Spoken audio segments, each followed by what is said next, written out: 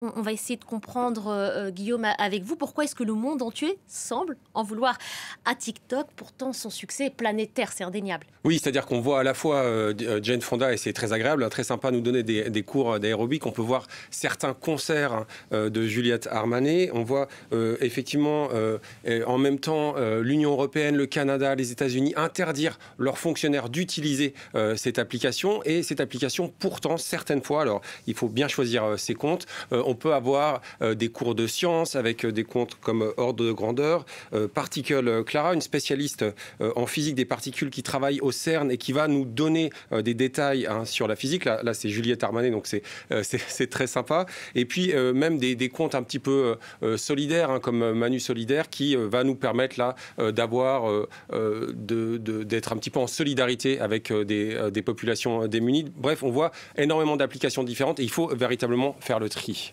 Et pourtant, au cours de cette semaine folle, on a voulu aller plus loin aux États-Unis notamment. Oui, c'est-à-dire que Joe Biden a signé, effectivement, vous en avez parlé tout à l'heure, un ordre à TikTok, notamment à sa maison mère, de se séparer de TikTok, de couper tous les liens avec la Chine. Et la maison mère n'a que 9 mois pour le faire, se couper donc de TikTok, mais également de son algorithme. Si ce n'est pas le cas, eh bien, TikTok sera tout simplement interdit d'existence, interdit de téléchargement aux États-Unis. Et on retrouve justement Mathieu Mabin en direct depuis Washington. Bonjour à vous, Mathieu. Je ne vous demanderai pas forcément si vous utilisez TikTok, mais pourquoi l'application inquiète tellement aux États-Unis? Alors, en fait, la pression initiale vient de l'administration américaine qui, depuis plusieurs années maintenant, tire la sonnette d'alarme, c'est vrai, sur le danger que constitue TikTok. Entendez par l'administration américaine, en fait, au premier chef, les agences de renseignement qui conseillent le président des États-Unis, vous la connaissez, la CIA, la NSA et bien d'autres encore. Ces agences sont évidemment connectées à la défense américaine et donc concrètement au Pentagone. Et le constat de ces agences est suffisamment alarmant pour être parvenu à mobiliser les politiques et ce de manière transpartisane, puisque la commission de la défense du Congrès est globalement favorable à une interdiction pure et simple du réseau social, vous l'avez dit. Le constat est le suivant, 170 millions d'Américains au moins utilisent ou ont utilisé TikTok, c'est-à-dire bien plus que la moitié de la population active américaine, une population généralement jeune, qui inclut les futures élites de la nation d'ailleurs.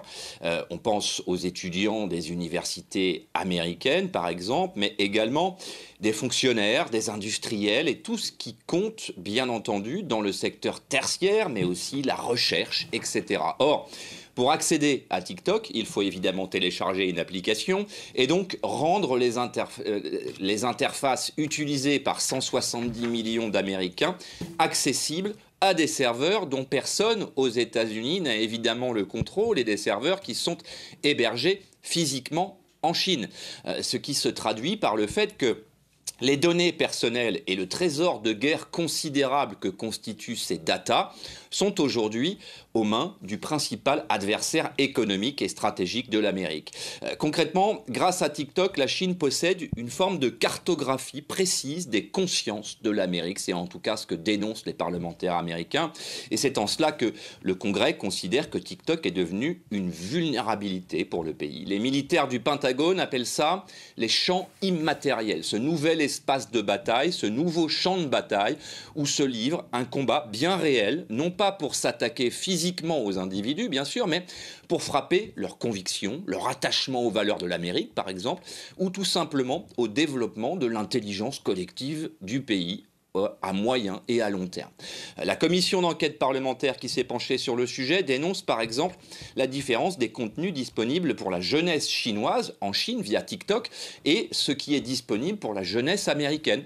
En Chine, TikTok véhicule essentiellement des contenus éducatifs et patriotiques, ce qui n'est évidemment pas le cas ici.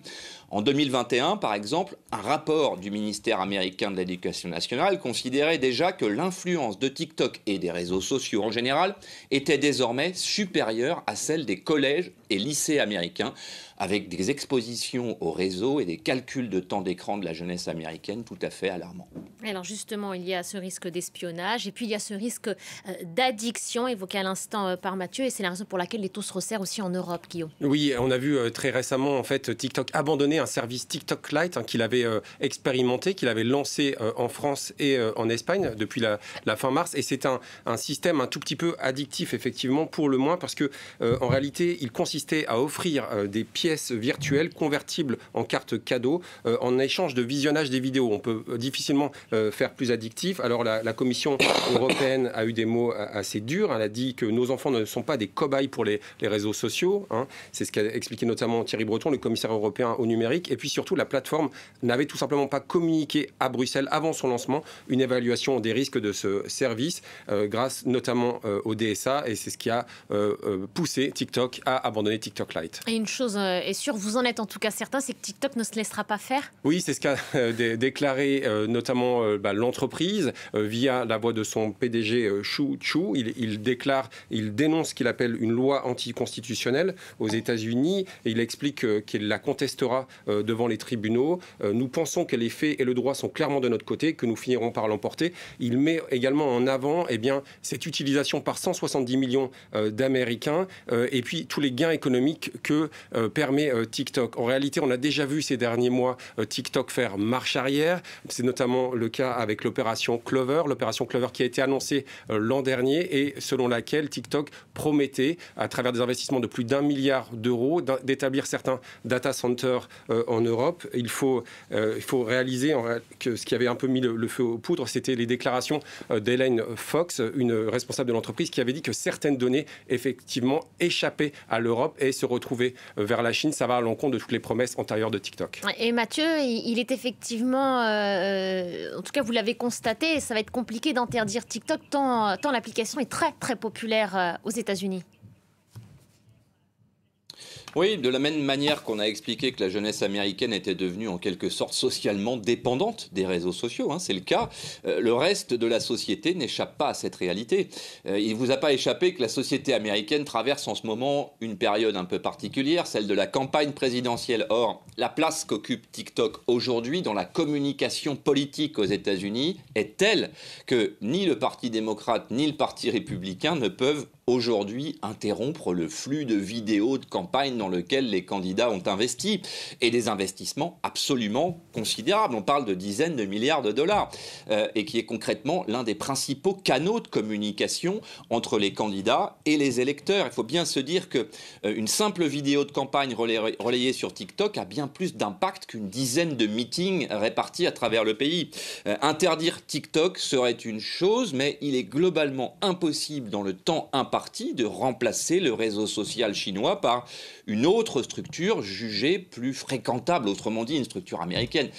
Et il en est globalement de même pour les entreprises, dont certaines se sont intégralement développées sur TikTok, sont nées sur TikTok. La télévision américaine diffuse d'ailleurs en ce moment des spots de publicité qui dénoncent cette volonté d'interdiction et qui présentent des chefs d'entreprise américains, très américains, comprenez, des chefs d'entreprise qui apparaissent en bottes de cow-boy et en Stetson et qui expliquent ce qu'ils doivent à TikTok et pourquoi la disparition du réseau social serait globalement une catastrophe pour l'économie américaine. Un réseau social donc très ancré, très populaire et qui a aussi un secret, c'est son algorithme. Oui, Mathieu a raison de le souligner. Pourquoi tout le monde va sur TikTok, y compris Joe Biden, les autorités américaines et les hommes politiques américains? Eh bien, c'est parce que toutes les vidéos que vous postez sur TikTok, c'est un petit peu la recette secrète du réseau social, eh bien, sont analysées en direct par TikTok. On va notamment regarder, grâce à des éléments de computer vision, le nombre de personnes qui figurent sur une vidéo, le nombre de filles, de garçons, la nature des objets repérés, l'endroit où l'action se situe. Chaque partie audio est retranscrite. Cette retranscription permet de mieux comprendre le contenu de la vidéo et l'intelligence artificielle va tout simplement cibler quels peuvent être les meilleurs utilisateurs, mieux ciblés. Il y a même un système de points qui a été mis au point. On va analyser le taux de revisionnage de chaque vidéo, 10 points, le taux de partage, 6 points, le taux de commentaires. Et en réalité, c'est vraiment une véritable machine personnes, on l'a vu, à faire tourner des vidéos. Et c'est en réalité pour ça que TikTok est plus efficace que YouTube Short ou Instagram Reel. Le réel danger, il reste celui de la désinformation. Lorsque on observe les résultats d'une étude qui a été mise au point par NewsGuard, notamment à l'époque de la pandémie, on voyait bien que 20% des vidéos qui circulaient sur TikTok, notamment concernant les vaccins ou encore donc le Covid, étaient des vidéos qui faisaient circuler de la désinformation. On a vu la même chose à l'occasion de l'invasion de l'Ukraine par la Russie. Il faut peut-être que TikTok fasse un examen de conscience, rende peut-être plus accessible, explique davantage comment son algorithme peut fonctionner. Pour peut-être survivre à l'avenir, il y a des services qui sont très intéressants, qui sont lancés en ce moment, notamment le service Perplexity, qui veut être un moteur de réponse, qui est un concurrent de Google ou d'autres moteurs de recherche, et qui lui donne ses sources. Ça, c'est aussi quelque chose qu'on attend de TikTok pour que peut-être TikTok ait un fonctionnement plus vertueux à l'avenir.